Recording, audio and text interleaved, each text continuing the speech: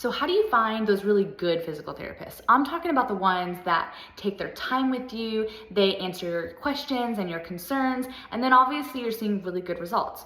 Well, so let me start by saying that if you're looking for a physical therapist, start with a referral, right? So if you got a friend that you know that's gone to physical therapy and had a good experience, it doesn't even necessarily have to be the same body part that got messed up. Like unless you got something super unique that you're gonna want a specialist for, most physical therapists are gonna be well-versed on everything in the body. So go with a referral first, either from a friend, somebody that you love, that you trust, and that you like, right? Because if they like them and you like them, then you're more likely to like who they like, right? And then of course, maybe you have a recommendation from your physician.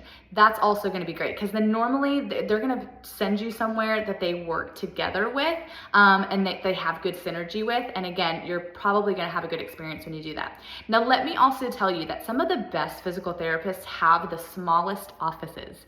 I literally had a client just text me just last week and she was like, his office is so small. Like she wasn't sure. And she turned out, of course, to have a really wonderful experience. And she, but some of the best physical therapists are in the smallest office. And that's because if you've paid attention, you maybe have seen that physical therapy offices have been popping up all over the place. There are certain corporate chains that have been popping up all over the place.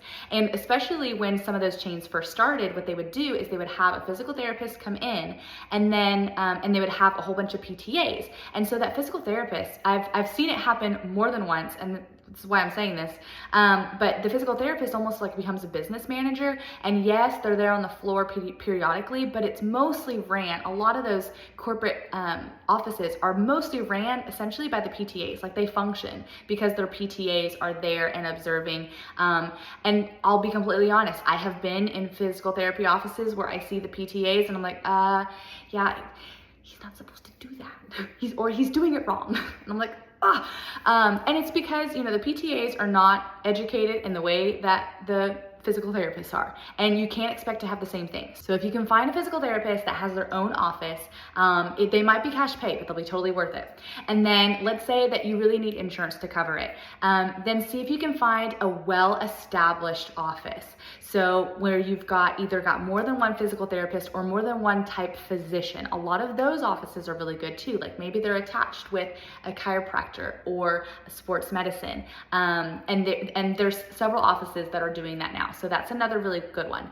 And then of course, if you do have to go into one of those corporate chains, never be afraid to communicate. Never be afraid to ask questions and get your needs met, because the only person that's going to be an advocate for your health is yourself. So I love you guys and I hope that's helpful. Mwah!